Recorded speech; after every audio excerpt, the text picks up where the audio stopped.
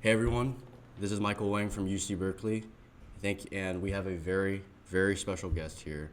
Our guest here is Dr. Joshua Rasmussen, professor at Baylor University and author of the book How Reason Can Lead to God, and co-author of the book Necessary Existence, alongside Dr. Alexander Preuss. Um, Dr. Joshua Rasmussen, would you like to? I like to open up with icebreakers that kind of makes the guest feel a little bit more comfortable. So instead of just asking like, "Oh, who are you? What do you do?" What was your well, because we're an organization targeting university students, what experiences in your educational life, like in high school or in university, led you to be, yes, I will become a philosopher of religion, I will become a philosopher of mind? Like, how does that happen? Because from what I'm aware from my high school experience, philosophy of religion is just no one even thinks about it. Like, especially at the elite Yeah, universities that are all very STEM based. So, how does life lead to that? right. I had never heard of philosophy. This was like this sort of secret thing I discovered at the end of high school, and then at the beginning of college, there was a philosophy class, and I still remember it's like it fit one of my requirements. I was a computer science undergrad, right? This is kind of my passion to create things and to organize ideas in the form of algorithms. So at that time, I was interested in making an algorithm for rendering a three-dimensional world, which was kind of a novelty at the time. So I always like to kind of organize ideas in order to do something new. And I actually feel like my transition into philosophy takes with me that same core interest, is to organize ideas to understand something new, to sort of see something for myself. But it really was when I discovered that there was such a thing as philosophy. I remember going into this class, it was on metaphysics, which is not the sort of new age bookstore metaphysics. It's the sort of fundamental nature of things. And I still remember the first class, and the professor asked for a definition of time. Like, what is time? And then he invited us to think about time as a sequence of events, and that there's an earlier than and a later than. And I was just fascinated by the conceptual clarity that the professor was trying to pursue about things that feel very familiar, but then we don't often think about those things. At that time, I was starting to think about those things quite a bit, or maybe recognize that I had been thinking about those things without sort of a name for it. And so I think it was just the fun of trying to understand things and discovering that there are others who are trying to understand things. This all also connected with my own questions, right? So I began to wonder about the nature of reality. And for me, the big scary thing was that my belief about the nature of reality, I realized that I had inherited it through a community, through a culture, and there were other communities, other cultures who had different beliefs. So I realized I can't just hang my belief on the authority of my community unless I have independent reason to think that my community knows something that these other communities don't. And that led me into a quest to sort of see, oh, how do I even know anything? I remember really struggling with that. Like, how do I begin to understand the nature of things? And I would say that my passion, I know it's just an icebreaker question, but I mean this gets to my core purpose and passion for philosophy. It's not just to speculate idly or to channel the ideas of ancient figures. It really is to gain clarity where there was sort of a lack of clarity. And this is a personal project where here's something I'm puzzling about. How can I get clarity about this? And a lot of times people underestimate their powers to make advances sort of step by step by making small adjustments or small bits of clarity over time can add up to great clarity. I think sometimes people think they have to answer this or the hardest question and find that answer. Otherwise, they're just lost at sea. But sometimes just distinguishing, okay, wait, this question that I'm having is different from this other question. They look sort of like the same from a distance, but they're actually different questions. That's a form of clarity, and that can lead to progress. So once I discovered that there was this thing called philosophy, then I just began to investigate, the nature of mind, the nature of fundamental reality, and these topics just continue to be interesting to me. Yeah, so I'd say there's not really like one single moment, but more just discovery that there are other people who do this, and they're kind of rare in a way. But when I discover them, it's like, yes, let's talk about this. Let's figure this out. I think that's such a good point because you mentioned like metaphysics not being this sort of new age, like, oh, you find this in sort of a kind of wacky bookstore, and it's like all about self care or things like that. I think a lot of people have a misconception about philosophy that it's just these pompous men sitting around in a room trying to asking the question about, like, what's the meaning of life is a classic one. But the way I like describe philosophy of religion is honestly just a study of like fundamental reality.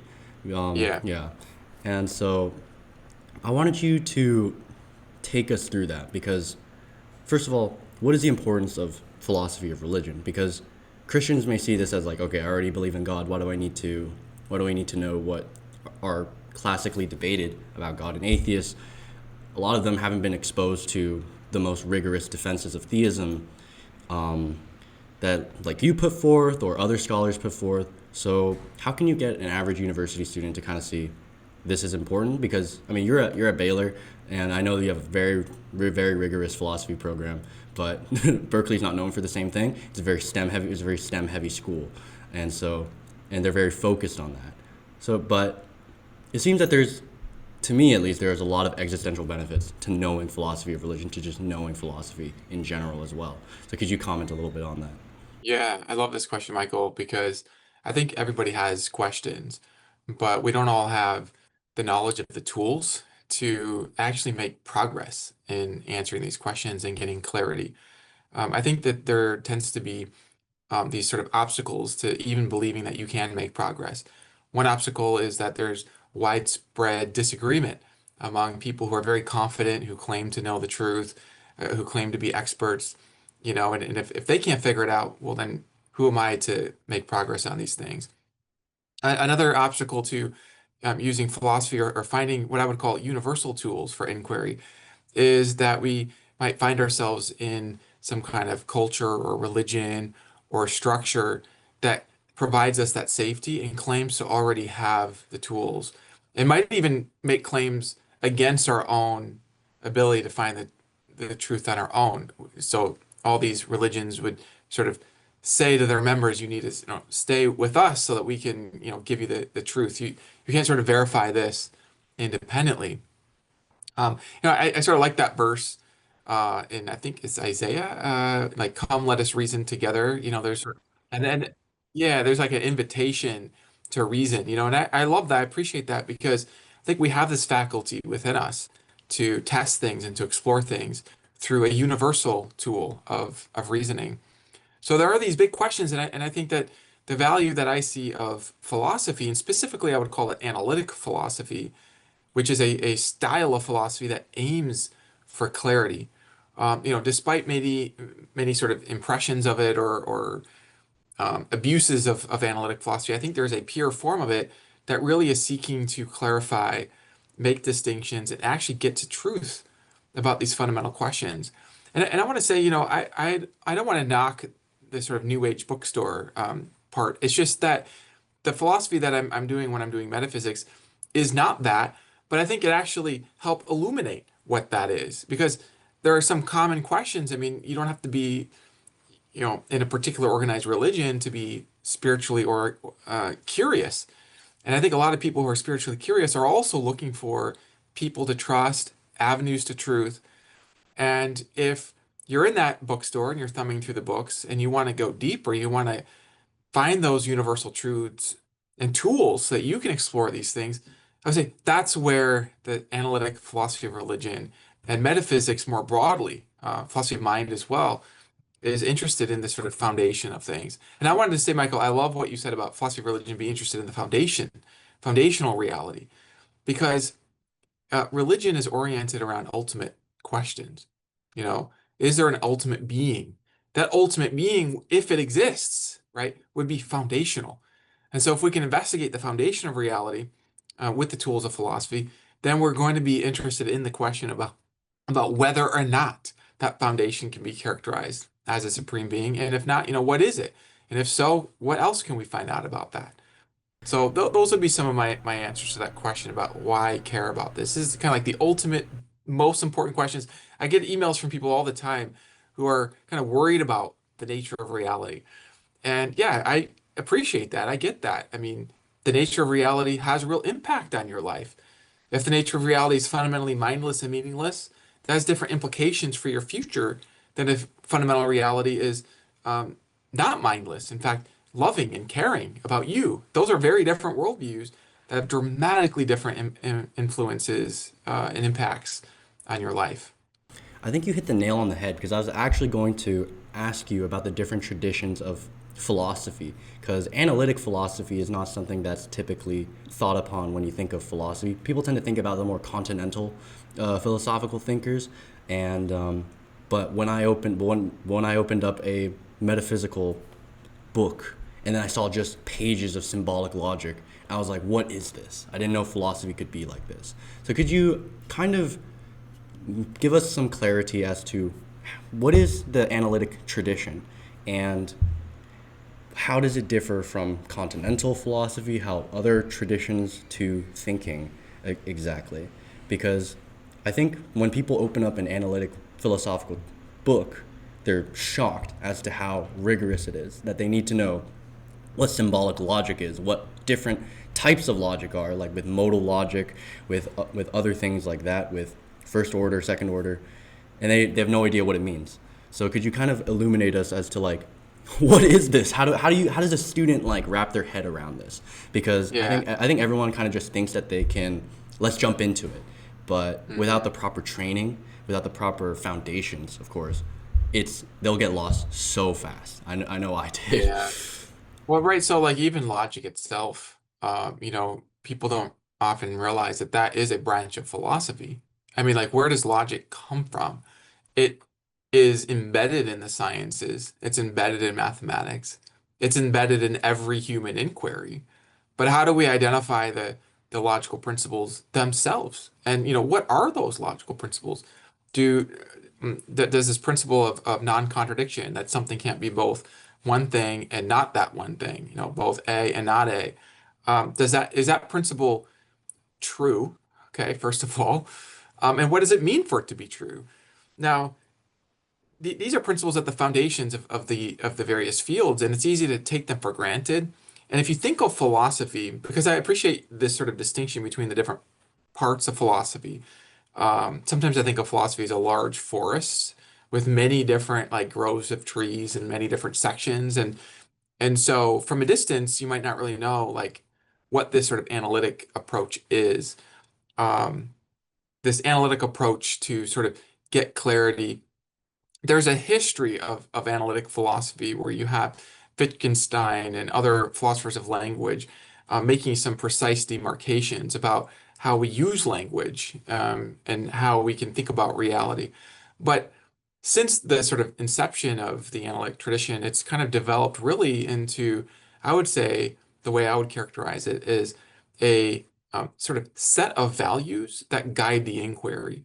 So one of the values would be clarity. Another would be precision. So we're not going to be talking about everything when we talk about the nature of propositions. We're not going to try to fit this into our global theory. We're going to actually isolate and get some precision. And let me just emphasize, I think that all the different traditions, including the existential philosophy and continental philosophy, they have their strengths and their place that they offer. But a lot of people aren't aware of the sort of analytic tradition and how there are tools of logic to clarify. And so when you talk about symbolic logic, I think it's just a way of getting clear and precise. So we're speaking a common language so that we can actually make progress. I think what a lot of people don't realize, if all they've seen is debate and disagreement where people repeat themselves and there's not measurable progress, but you look into the sciences and there are charts showing discoveries and progress, then you get this impression that philosophy is in the realm of what you don't know. And, science is in the place where you're finding out about actual reality in a systematic way. Well, analytic philosophy, there's a language so that we can measure our progress. And there are points of progress where the philosophers had some questions. I mean, just to give one example, there was a sort of philosophy of logical positivism, and there are different versions of it that got developed. But one sort of broad way of thinking about it, of this philosophy, was a way of identifying meanings of terms and meanings of sentences in terms of their verifiability through observation, empirical verifiability. And then it turns out that the philosophers studied that and they analyzed that. And they considered the the kinds of constraints that this would have on meaning. And they had various counterexamples, including even the question about sort of the meta question about whether this verification project is itself meaningful through empirical verification, etc. And responses and counter responses. So it's not like there's just this one simple objection, but through the analysis, even the original founders came away from that thinking that, yeah, that original project, at least in its original form, was incorrect. And so we made progress in analyzing that approach and then identifying its problems.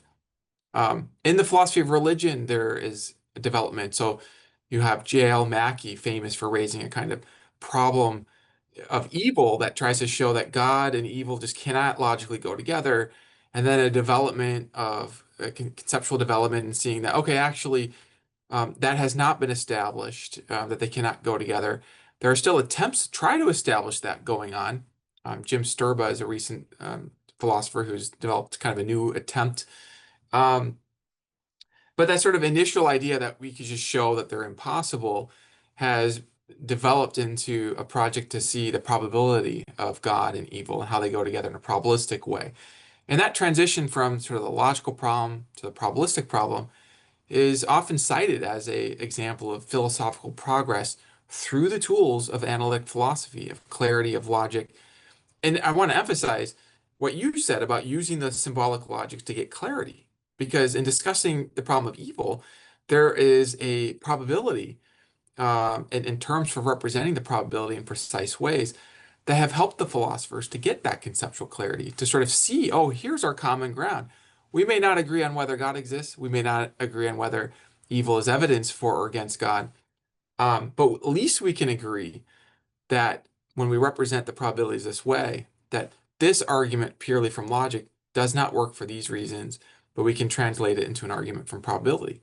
That's a moment of progress and it brings clarity to everybody. So these are tools that everybody can use. And yeah, it can be intimidating at first, but when you can get excited about what you can do with these tools, how these tools can actually be used for your own personal progress, then I think that motivates the inquiry. At least that's how it's been for me. I think you keep okay. You keep hitting the nail on the head because you keep addressing every There are a future lot of nails here. you keep Yeah. addressing every future question that I have, because I was gonna ask you to go through sort of, first of all, defining terms with like what are the major branches of philosophy, because obviously there are major branches, there are sub branches that we can talk about that, but actually I wanted to go through the classically debated issues. And I say issues rather than specific arguments because arguments are categories. They typically have a shared principle to them, but they're not all the same.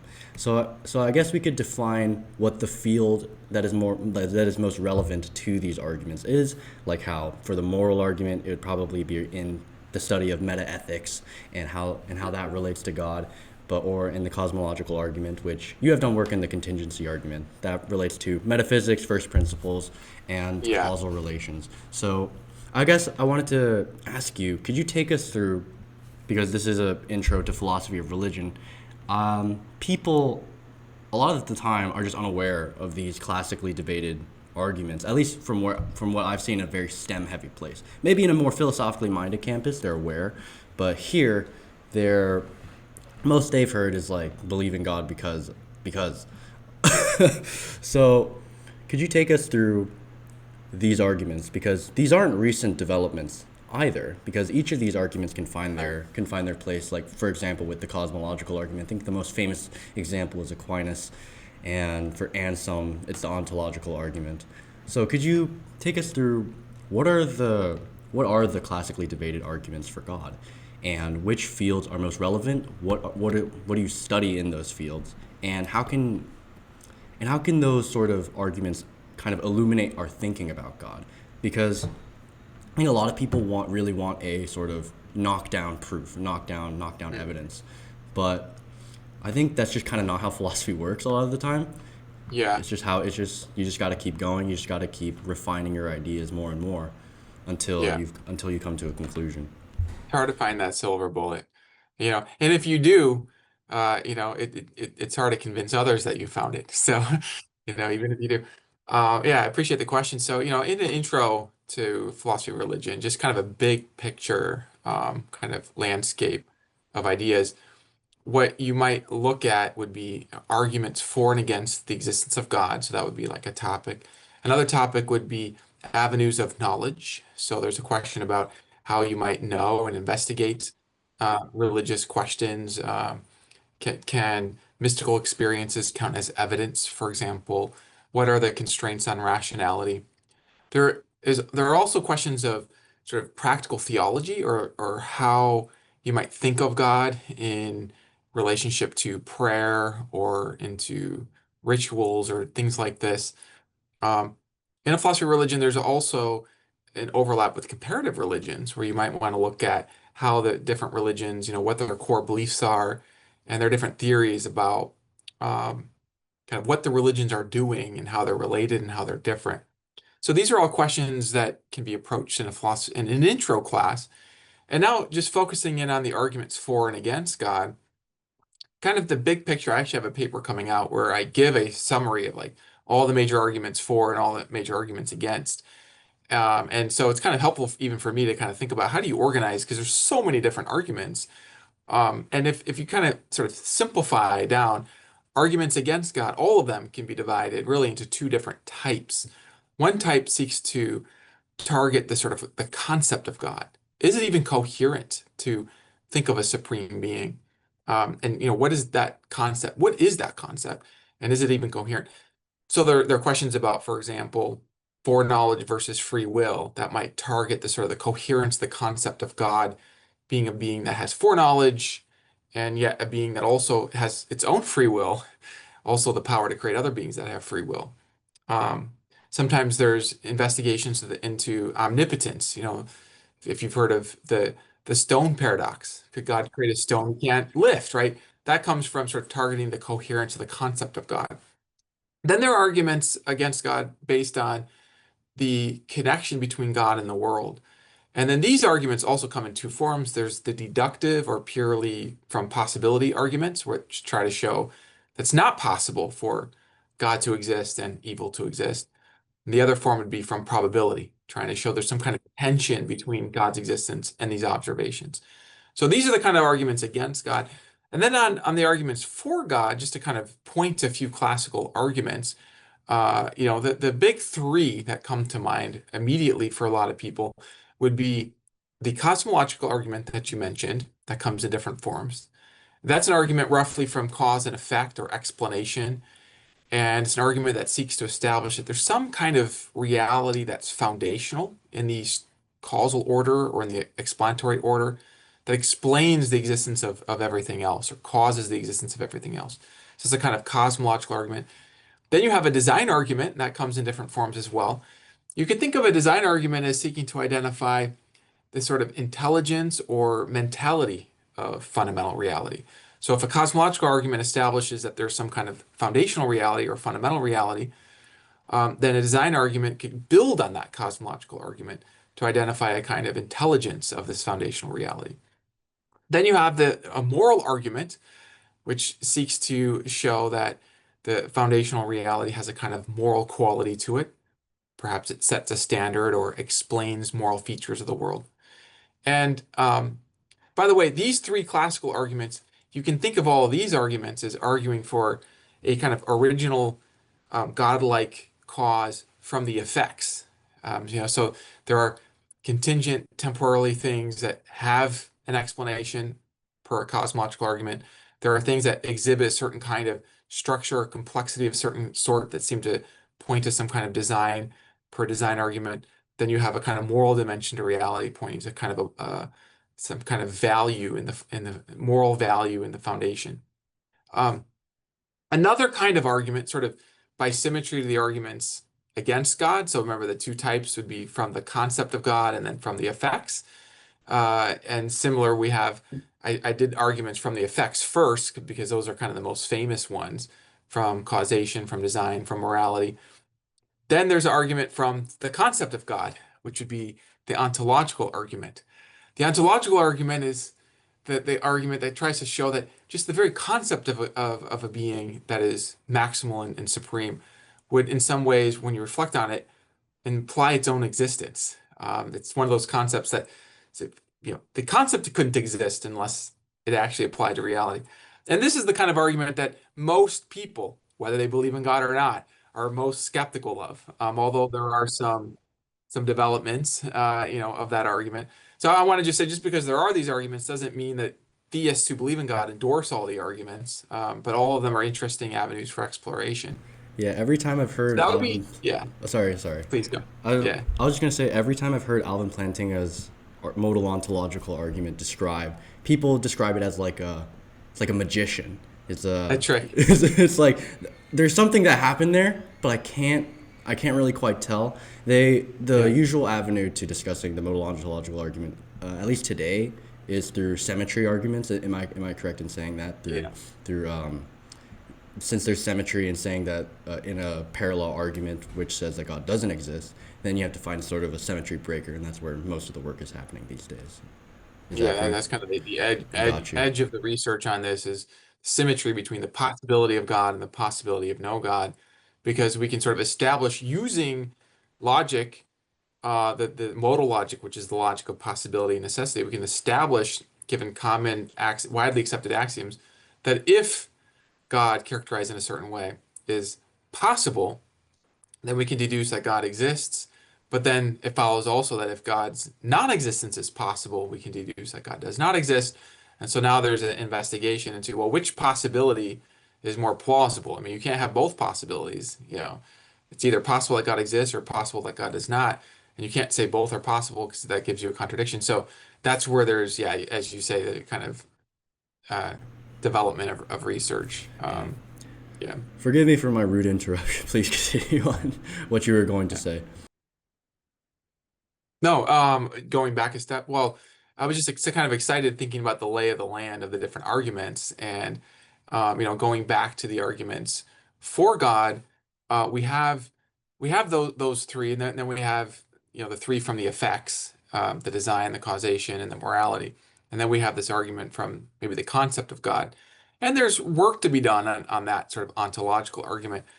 But I just want to say that even though many of those arguments are not very well known in the sort of popular mainstream, those are classical arguments. They all have their origin well, ontological argument aside, the three from the effects have been recorded in various forms from the beginning that we have recorded history. So human beings from the beginning that we've recorded them thinking about things have been thinking about reasoning to an ultimate cause. The cosmological argument did not start with Aquinas.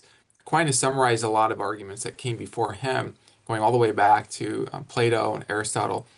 Um, and across different cultures, you have the same sort of structures emerging, which I find interesting because it suggests to me that these arguments aren't just post hoc rationalizations of religions, but that they reflect human beings just grappling with the nature of things. Whether they're rationalizations or not, they're not just coming out of religious traditions. They are more universally coming out of human beings grappling with the natures of things. But what I wanted to say here is that even though these are classical arguments, these aren't the only ones. And recently, I've been working on arguments from consciousness, the existence of just conscious beings, which I think these arguments from consciousness may be even more powerful than some of these classical arguments. Although sort of hard to compare. Something you said that I liked when you pointed to these arguments is the arguments you might think of as accomplishing different things. Rather than trying to show with one argument that God and all of his attributes exist, you might think of each argument as kind of a lens into a certain aspect of fundamental reality. So you have like design gives you a designer, consciousness gives you some kind of mind. So that kind of goes together with design, but it's a different angle.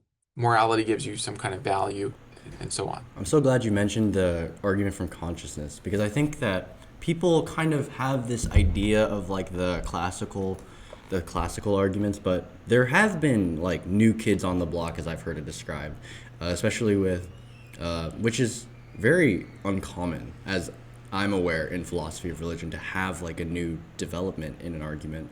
I think that was said about the argument from psychophysical harmony and nomological harmony, if I'm correct there. But we talk about all these arguments, these avenues, which I think you put it exactly right. They actually help illuminate our theology as well, just how we can think about God, and Yes. that's why honestly what I love about these things, because they kind of branch out into different fields of philosophy. As someone who like reads a lot of philosophy of religion, I've gotten to do like metaphysics, of course, but also you kind of have to look into meta ethics, which is really interesting, and just different things like that. But Yes. what makes these arguments successful? You know what I mean? Because like, first of all, there are different structures to arguments. There's deductive, which is, I think most people tend to know what. Actually, you should probably explain that as well, because I'm not sure people know like the technical use of the word deductive, because I'm sure everyone's been hearing Sherlock Holmes and they're like, he's deducing all these things. But Well, sure. I mean, that's part of what it is. I mean, right. you're deducing the conclusion from the premises. The Sherlock Holmes, so if you eliminated all the other possible options, the only possibility that remains is the only one that has to be true. It's the only one that remains. Right. It's that idea that, the conclusion, if it's a deductive argument, it follows deductively from the premises, meaning that necessarily if those premises are true, then that conclusion is true. Um, by contrast with the kind of argument from probability, sometimes called an inductive argument, or there's also abductive argument from explaining things. And basically, styles of arguments are gentler. They seek to sort of make the conclusion more probable. Design arguments are often presented this way. It's not that there must be a designer. It's that given the evidence, this evidence makes the existence of a designer more probable than without that evidence. It raises the probability. Which is So those are two styles of right. arguments. Yeah. Which is kind of just as strong, because a lot of people these days they like to just say, "Well, there's no evidence," or something like that. And from where I'm standing, it seems like a lot of the modern work is done in like Bayesian reasoning. Hmm. There's a lot of Bayesian work out there, kind of to update your prior probabilities, to update your beliefs. Yeah. But honestly, I feel like students should know to not be afraid of using probabilistic reasoning as well, because I mean, that's kind of the criteria a lot of people bring up just in natural conversation. If something is more probable than not, people are still kind of likely to believe it, because even if they're not like 100% sure, and sure that you can bring up some theological questions about why people choose to believe the things that they do, but just in a purely sort of academic sense, if something is more probable than another thing, just by pure evidentialism, Yeah. you should follow that kind of line of reasoning. But what makes these arguments successful in your estimation? Yeah. So let me get to success on what you're talking about. I really appreciate the emphasis on probabilistic arguments for a few reasons. First, this is how we ordinarily reason. I mean, if you believe that your keys are in your house somewhere, that belief is not deduced of with logical certainty, but it's practically very useful. So it's part of our ordinary reasoning. Also, it's a way of making progress and recognizing progress without having to do more than you can do right away. It's much easier to find some evidence for something than to have like a proof, oftentimes. I should say oftentimes.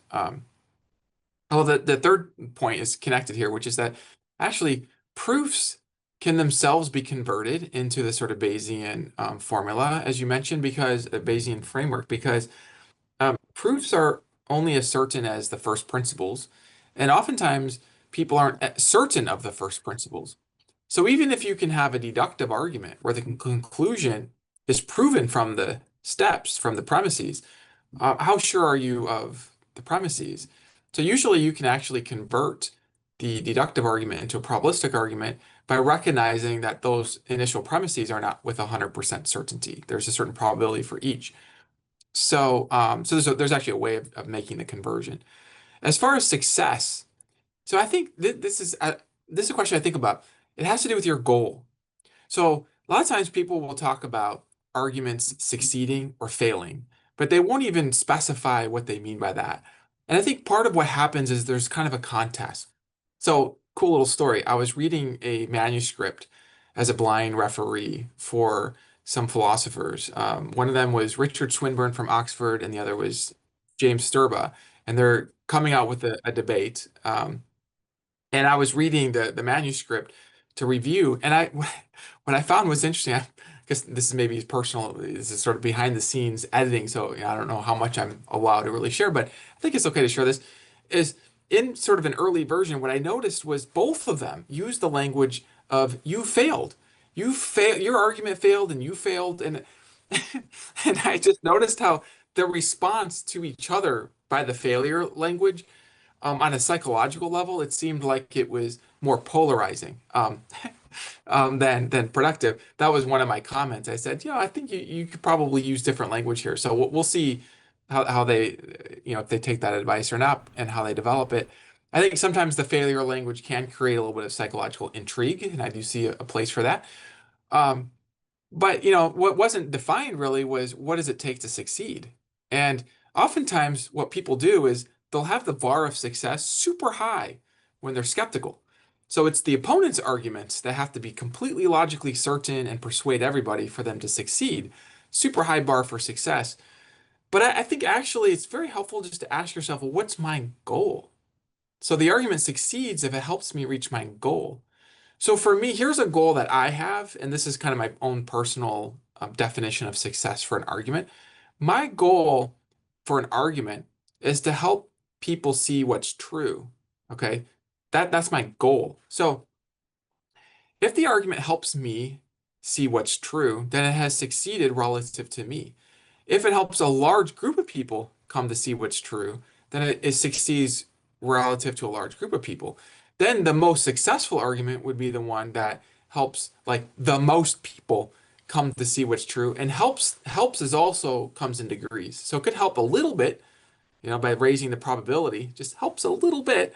Um, there was somebody on social media who was agnostic, and he said he was about to read one of my books, How Reason Can Lead to God, and I teased him. I said that book is going to increase your, it's going to move you up a few percentage. I came up with some number like 12%. And the funniest thing is, it actually was the case. So he's a theist now, and he says that book actually helped him. It was one of the books. It wasn't the only book, but it was one of them, and it did tilt it a little bit. That's incredible. Yeah, it was really kind of interesting. But did my book succeed? Well, I mean, it didn't succeed according to the high standard of like it knocks down every rational skeptic, so that you cannot be rational and disagree. No, that hardly any argument does that. I'm not sure if any argument does that, actually, to be honest. I think there's ways of being rational and not being moved because of things you're considering. But if it can just sort of help you see the truth, then I think it has success. And then the success comes in degrees. So it has more success if it helps you a lot, it has more success if it can help a lot of people. So I think that's the thing to aim for when thinking about arguments and providing arguments, is helping people see the truth. Or let me say this, if that's your goal, right? Because I respect people have different goals. Maybe your goal is to look powerful on the internet. Okay, well then success might involve rhetoric, cleverness, right? You can actually push people away from the truth and look powerful, right? But just be honest with yourself about your goal, and then build your argument according to the goal and measure success according to that. Oh my goodness, there are so many things I want to address here. First of all, thank you for like talking about sort of the probabilistic aspect of philosophy just in general, because that is exactly how people just reason on a daily basis. And I think there's something really special to that. But also just like it is really interesting to kind of measure the success and failure of an argument based on what it's trying to achieve. And Yeah, but I think that can be very true though. But would you say that like Alvin Plant like let's go back to like Alvin Plantinga's modal ontological argument, even if it's like fully 100% sound, but it doesn't convince anyone because people are just kind of like skeptical of that kind of yeah. form of reasoning. Would you say that it's based on a goal of just like trying to convince people? I suppose it actually fails because I even if do. it's Yes. totally 100% logically sound. Yeah. Well, if it's sound, the sort of technical definition there is that each premise is true and the conclusion follows from the premises. Well, that's a beautiful thing, if it's sound. I mean, if your goal is to make sound arguments, then you've succeeded in making a sound argument. But if let's say the premises happen to be true, but you can't see that they're true. There's no way of like seeing into them. And I mean that is the question, can you see into the possibility premise of the ontological argument? That's part of what's being debated here. But I mean, just to use another example of a argument that if you believe in God, you will think this argument is sound. Okay, so here's the argument. Premise one, God exists. Conclusion, God exists. Now, the conclusion follows from the premise, so it's logically valid in the sense that the conclusion follows from the premise. And if you think God exists, you do think that the premise is true. So if you think God exists, then you will think that that argument that I just gave is a sound argument. But you will not think it is a very successful argument. You wouldn't be happy to share it with your atheist friends, right? And of course, if you think God does not exist, then you think that premise one, God doesn't exist, is true. Therefore, God doesn't exist. That's a sound argument according to you. But it's not going to be effective, right? So I think soundness, and in my intro class, I'll often talk about what makes an argument a good argument, and I'll talk about soundness being like a good making feature of a deductive argument, but it's not really enough to reach the goal of helping people see what's true. I For the s- reason, yeah, if you don't see the premises are true, then how can you use no, that argument? that definitely makes sense, but it's very funny to use the language of like good making, so we can have a Yeah, maximally great argument. that's right. Yeah. Yeah, a I, maximally great argument would have premises that are sort of like maximally certain to a maximal number of people. Um, yeah, that's kind of interesting to think about that. Like, are there any maximally great arguments? It's even possible to have a maximally, I guess if you say it's maximally great, just means that it's as great as it could possibly be. And we can distinguish that from being perfectly great. You got me sort of excited about thinking about arguments like this. about a I've maximally great analyzed argument, that. Yeah, that could totally be something we ideate on. But yeah. I think another thing I wanted to talk about is just like how do you keep up as a philosopher of religion, or just how do you keep up in philosophy in general? Because people are like, because the one thing I've seen is that academia takes a long time to trickle down into mainstream thought. At least that's what I've at least that's tended to be what I've noticed. You can correct me if I'm wrong there, but but you find these people occasionally who are just on top of everything. New papers coming out, new books coming out. A conference happened, and this new idea was talked about, and then that's going to be written about. It seems so overwhelming for the average layman, and you can just say it how it is. Maybe like layman's just like you're not going to keep up. Like you have your life, you can't. Like philosophers are professional philosophers for a reason. But how do you suggest like a student who wants to provide the most cutting edge like thought to their universities, because that's what we're trying to do, right? We're trying to increase the level of dialogue. Because Yeah. yeah, for Berkeley, I would say like the level of dialogue, especially in philosophy of religion, is like at least like 50 years behind, because what we're STEM heavy school, and if we do philosophy, it's usually political philosophy. Mhm. So that tends to be how it is. So is there hope for a layman, or is it kind of just like you got to bite the bullet, you got to get a degree, and you got to do this professionally to keep up? Right, no, no, you don't have to do it professionally, but I do think there's a division of labor here. So, you don't have to be a professional car creator to drive cars that you like.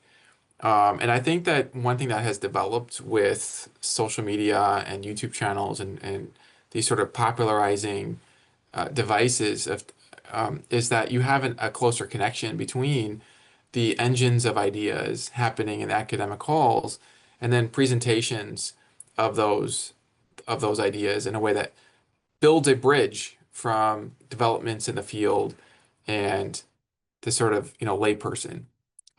So it kind of depends on where you want to be in the division of labor. I mean, some people love to make cars, right?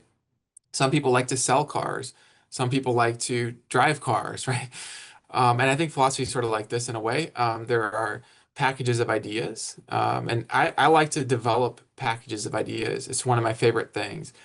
If I can help somebody get clear about a deep existential question about the nature of themselves or reality, or even what truth is or how to find truth, if I can organize a package of ideas that can then be an instrument or an avenue of clarity for them, I love doing that. That's like one of my favorite things to do. But I find like a lot of people, what they like to do is they like to take a well-organized package of ideas and present it better, present it in a way that's more accessible. And so then the question is, well, how do you find the sort of cutting edge packages, right? Because I think that's part of what you're asking. If there's a ministry or a channel that's devoted to kind of raising or elevating the intellectual rigor on a subject, how do you find that? And I want to be careful because I don't want to suggest that, well, the best packages are coming from the professional philosophers. I mean, I think that I think that the best packages of ideas are located in many places. There are people who have no training in philosophy, but they think a lot and they pay attention to their experiences and they use their minds and they come up with ideas that are very, very insightful. And I know this because I get emails often from many different people, whether it's somebody from Harvard sent me an email to share some ideas, or somebody who is in high school. I recently got an email from somebody 14 years old, gave me this sort of defense of the principle of sufficient reason. And I was just like, wow, this is quite impressive, right? And I also sometimes, I mean, if I could say this, I'll get communications from people who are well established in the field, but they don't seem to carry that kind of insight. There doesn't seem to be that kind of really grappling with the ideas at a level of depth. So I don't want to say the packages really are just located in professional philosophers. And so that does lead back to the question, well, how do you get a sense of where to look? And that's really a general question of quality, quality control.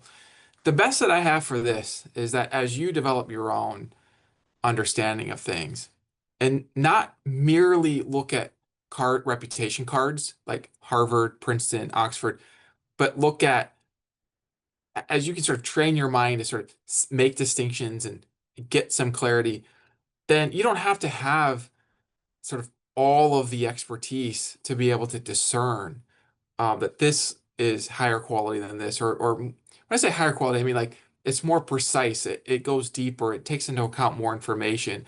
It's not tilted in its analysis, it seems to be more squarely addressing the issues. You get sort of a knack for discerning that. It's sort of like for me, I'm not that great when it comes to composing music. My wife does that very well. And I'm not even really that great at discerning, like, well, this music, discerning the musical notes and de being able to decode how the music is produced. Like, who knows? Like, they put together the instruments, but I do seem to be able to say, yeah, this song here sounds there's a sophistication to this sound, and it makes sense in a way that this other song song does not, right? And it's not like my views there are so very idiosyncratic. It's like, well, yeah, I'm picking up on something. And so again, I think you can discern where the quality is based on, is it clear? Is there a precision to it? Does it involve a command of the field? Does it involve all that? You can start to pick that up.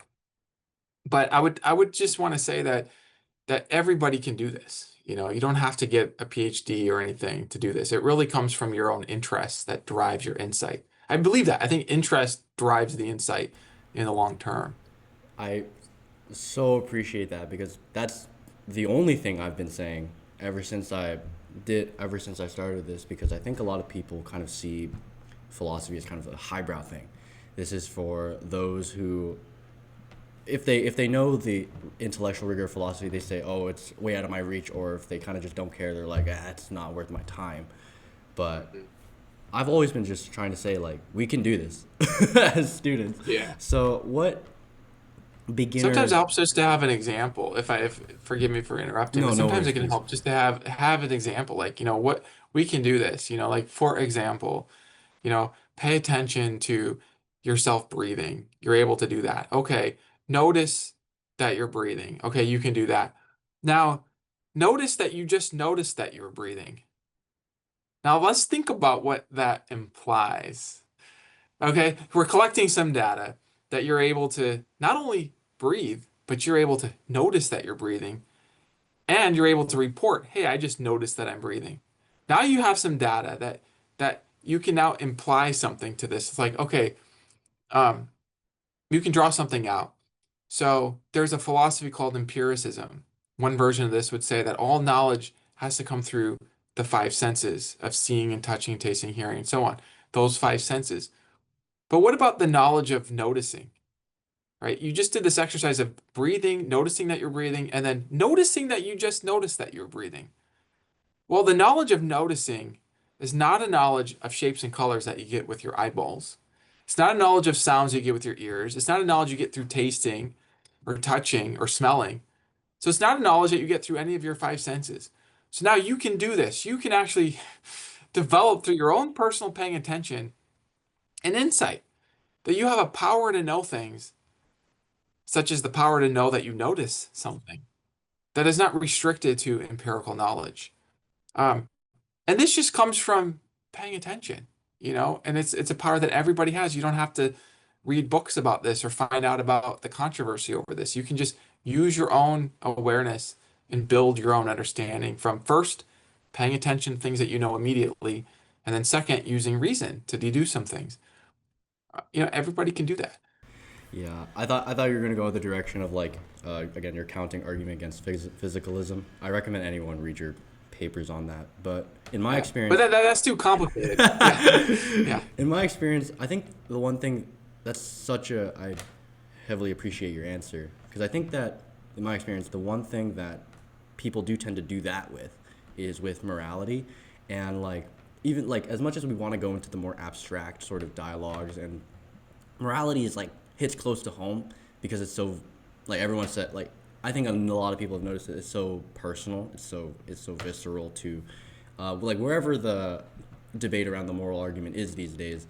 Um, like because like even if you convince someone of moral objectivism or whatever, so there have been I think Eric Wielenberg tries to develop his naturalistic account of moral objectivity, but there's a lot of like people who kind of just like don't think about it. They're like, okay, moral subjectivism tends to be like what people believe nowadays. But you push them a little bit on it, and then they start thinking about like, okay, what actually justifies this, and then they do exactly that. I think I Yeah. enjoy when I see kind of their Right. cogs turning, like just in that moment. Yeah. It's such a beautiful thing Yeah. to me, honestly. So I also wanted to just Yeah. I ask love that. like, what are beginner resources that you could recommend besides your own stuff? Because obviously I recommend all your stuff. How Reason Can Lead to God is a very good book. Necessary Existence, I hear, is a lot is a lot more complex, a More lot technical. more Yeah. technical. So if you're up for a challenge, read Necessary Existence by Joshua Rasmussen and Alexander Cruz.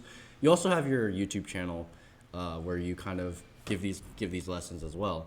But I guess I want to ask like how would you provide a foundation for students? Because you can study one argument without philosophical training. You can kind of get the idea behind it, but I kind of see like if you want longevity, you need to actually know kind of the foundations of metaphysics or the foundation of the fields that the argument requires. So, Yeah. what are some good resources that we could look to that you would recommend that you as a philosopher Well, find useful? so I appreciate the question, and I'm afraid I don't have the best answer in this moment because I think there actually is a gap here to be filled, which is to provide a kind of roadmap into tools of knowledge for epistemology, theories of existence, in sort of metaphysics, to provide these sort of introductory roadmaps for the general truth seeker. And what I often will tell people is to just follow your own inspiration of your own questions and then find the resources that scratch your itch and go deeper and deeper and deeper that way. Because I think that's often more helpful than me just pointing to a source. However, I do think that there is a real need to develop this. I mean, in academia, there are these intro to philosophy classes and different professors teach them differently. For me, I bring together articles from different topics and I organize it topically. So I don't even have like a single book. It occurs to me, Joe Schmid has a sort of introductory text, which I would probably recommend. I don't quite remember the title, but it talks about critical reasoning. It might even be something on the majesty of reason, but it introduces the topics very well. There are other very good intro texts to philosophy, big question intro texts. But I think what's kind of more important than like a certain text is a certain orientation. it's that orientation of curiosity where you're following that inspiration. That's why I say your inspiration leads to insight. I believe in this. I really do think there's something about the questions that you're thinking about. Like some people are thinking about free will. They are worried about it. They don't understand, like, how could I actually have freedom? They start thinking about psychological determinism and responsibility, and that becomes their intellectual knot. And if I say, oh, go read, an introduction book about, morality, that might be a little bit of a distraction at this stage in their journey. Maybe, I need to recommend Timothy O'Connor's work on agency and free will for them to go deep. And so that's why it's really more that orientation that I would offer. I also do have these plans in the works to make maybe some kind of online pathways into like tool like a truth seekers kit. But I haven't created that yet, and you said not to refer to my own work anyway, so so I Well, can't point to that. not to But that refer would to be in your the own future. work It's because coming. I will refer to your work for you, Yeah. but please recommend all your works that you want to. I know you're running out of time here, so how about one last quick question and then please drop off. You gotta go teach your class. Um, just like, oh shoot, what was it? Oh shoot, what was I gonna ask? I think I was gonna ask just, I don't know if you can reveal this, but what are some like like works that you know are coming up that we should keep an eye out for, that you know are just like, this is going to be brilliant, Uh-huh. you need to read this essentially, because Yeah. I feel like, I don't know if you can reveal that because it's very behind the scenes, I know, with peer review and everything, but just Well, tell me I if you did can tell me. mention Richard Swinburne's debate with Sturba should be coming out, and I think that in philosophy of religion will be quite interesting because Sturba brings back this kind of logical problem of evil, arguing in a very sophisticated way that God and evil just can't go together given a set of ethical constraints. And then I think Richard does a fine job challenging the some of the steps in Sturba's argument. And also there's the psychological tension in the exchange of ideas that I think is quite interesting as well. So that, I mean, that will be coming out. Alex Bruce and I were working on a book called Perfect Existence, which will be a sequel to Our Necessary Existence. That will be coming out with Oxford, although we're in the initial stages still, so that's not yet there. I have seen this stuff on symmetry breakers. You mentioned that with ontological arguments, and there are some things that I've peer reviewed for that are kind of in development, so those will probably start appearing at some point. Um, but yeah, I'm not so sure beyond that. I mean, there's many good works. I think a lot of it is clarifying kind of the big questions that are being done. So I think I kind of almost want to land back on each person watching this has a power to gain insights that are especially relevant to you by the line of your unique experiences. Everybody has unique experiences. Everybody has experiences that also overlap with other people's experiences. So there's kind of both there. And you can use that combination of your unique experiences and the overlap to develop your understanding in a way that is a gift to others and to yourself. Again, not sort of waiting for the latest things to come out of academia, although there are some interesting projects underfoot. Yeah, thank you so much for talking about that because it's very true. Your interests lead you to kind of flourish intellectually because like Yeah. I know that if I wasn't interested in philosophy, I would not have done it. Um, so if you're interested, and pretty much almost every question kind of has an implication in philosophy of religion because almost every question kind of relates to ultimate reality. So please, like Yeah. anyone watching this, if you have questions that you're like, I don't know how, like even aesthetics, like how does beauty work? Oh, there's actually a debate about that in philosophy of religion about how that can lead to God. So even kind of the most more obscure topics are relevant. So Yeah. I'll let you get going. Thank you so much, Dr. Rasmussen, for taking the time to talk to me and to the larger Berkeley audience, but also just for any university student that sees this or for any layperson that sees this. Like, we all appreciate your work. And just thank you so much. That's all I really want to say. Well, thank you, Michael. I really appreciate it. And I just want to say I appreciate what you're offering. And I think that your audience, everybody who watches this is in for the treats that you have to offer in terms of showing them the field. You're showing them how they can access the field by their own powers. And I think that's very important. So I appreciate what you're doing. All right. Thank you so much. That'll be the end of this video. There will be future projects in store. I contacted Peter von Inwagen. Hopefully, we can set something up on on his work in the problem of evil. And yeah, that'll be it for today. Thank you so much.